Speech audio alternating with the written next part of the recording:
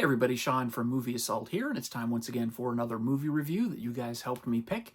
It's running a day late, unfortunately. I was a little busy yesterday and wasn't feeling all that great, so I just decided to put it off to a day that I was feeling a little bit better. And what we're going to take a look at today is Disney's Something Wicked This Way Comes from 1983, which was directed by Jack Clayton, who you may know has directed things like The Innocents and the 1974 version of The Great Gatsby. It was written by Ray Bradbury and based on the book by the same name, the novel that was written by him, which I've never read, so I can't do any comparisons between the novel and the movie.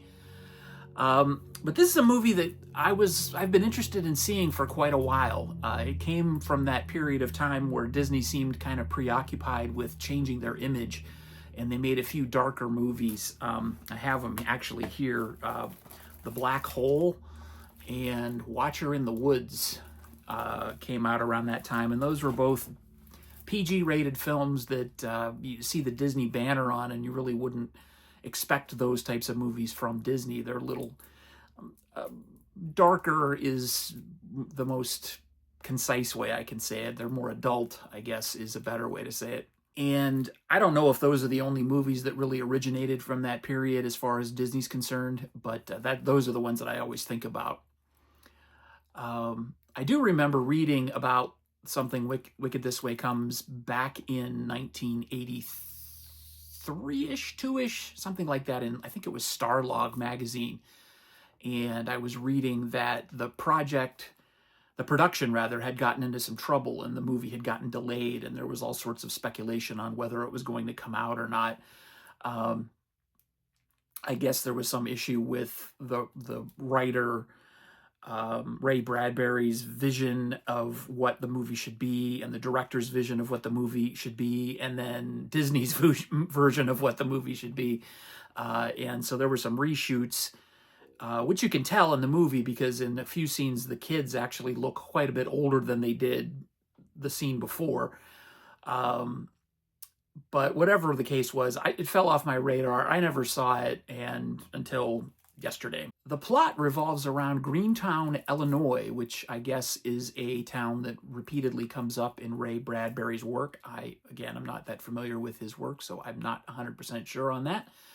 But it appears to take place back in the 1930s, and there are two boys, Jim Nightshade, who is played by Sean Carson, and Will Halloway, who's played by Vidal Peterson. And they are really like the best of friends. They literally live next to each other. Their birthdays are on the same day. I think they were, in terms of age, they're just a few minutes apart in terms of how old they are. And they do the things that young boys of their age, about 12 years old, I think they might be, typically do, I guess, no matter how old you are or what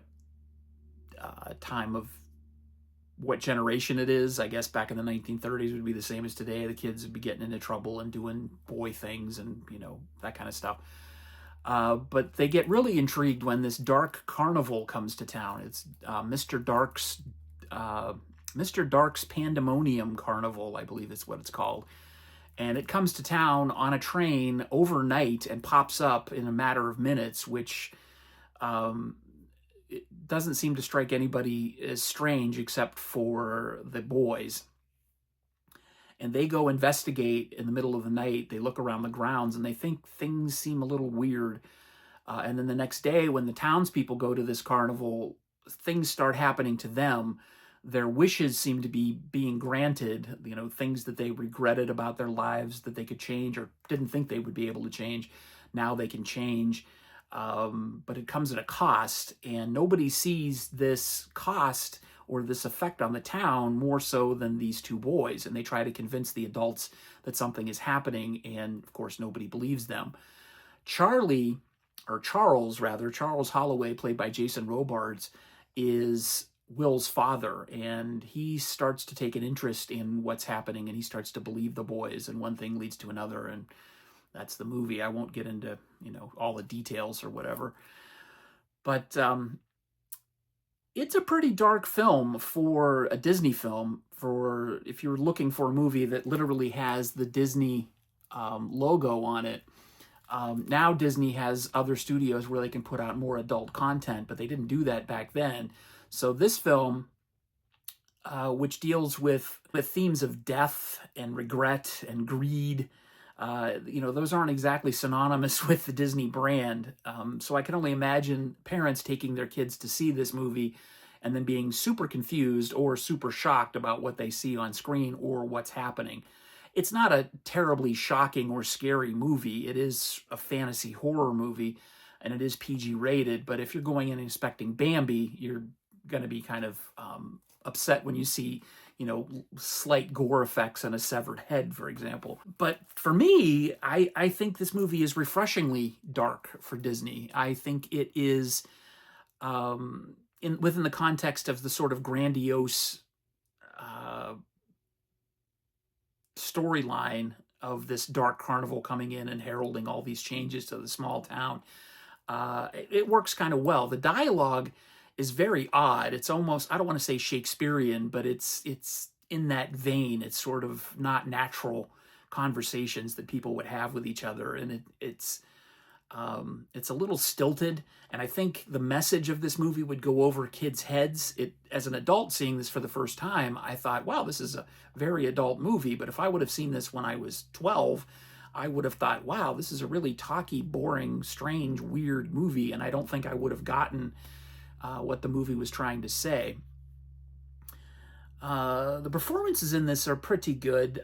Jonathan Pryce as Mr. Dark, he makes the biggest impression. Jason Robards as sort of his light side foil as the father of these two boys is really good as well. The boys, I mean, they're saddled with some really weird dialogue, and they do the best they can with it. Again, the conversations in this film don't sound normal at all. But they do the best with the material as they can, I guess. The direction is good. The special effects, I mean, even for 1983, they're not bad at all. They sort of have that Disney-esque cartoonish quality to them. Some of them do. Of course, there was no CGI back then, and it looks like there were some model effects that actually are the most successful effects in the film. So yeah, this movie is pretty good for adult fare. As a kid's movie, I think it's less successful. I don't think I would have enjoyed it as a kid, but as an adult, I thought it was pretty entertaining. A little mild for a horror film, but it's still interesting, and the imagery is really kind of thought-provoking. And the themes are sort of subtle, so it doesn't really smack you in the face with what it's trying to say, like a kid's movie would need to. So that's why I think the message would go over kids' heads. But I think it's really entertaining and worth seeing, and it is on Disney Plus if you want to watch it there. I've got the Blu-ray, which is now out of print. Also, why I didn't open it yet. But yeah, check it out. I'd give it a 7 out of 10. And I think it's worth seeing as a curio of Disney in the early 80s.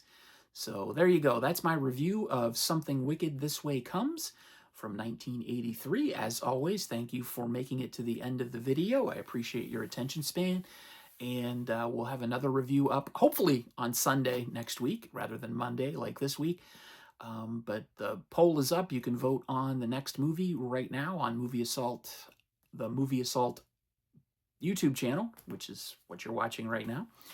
And yeah, I apologize if I seem a little bit out of it. Like I said, I'm not feeling 100%, so I'm just trying to get through this review without making too many mistakes. So I appreciate everybody who subscribed recently, and don't forget, every other Tuesday right here on the Movie Assault channel, we have the Talking Movies with Sean Kenny and Jim show. Our next episode will be top 5 Christmas movies, and our special guest will be Mr. Dan from Mr. Dan and Horror, who is always a wonderful guest. So check that out on December 16th of 2025. And if you're seeing this after that, go back and you can check it out on YouTube anyway at Talking Movies 2024 is the channel that also carries all of the replays, just like this one.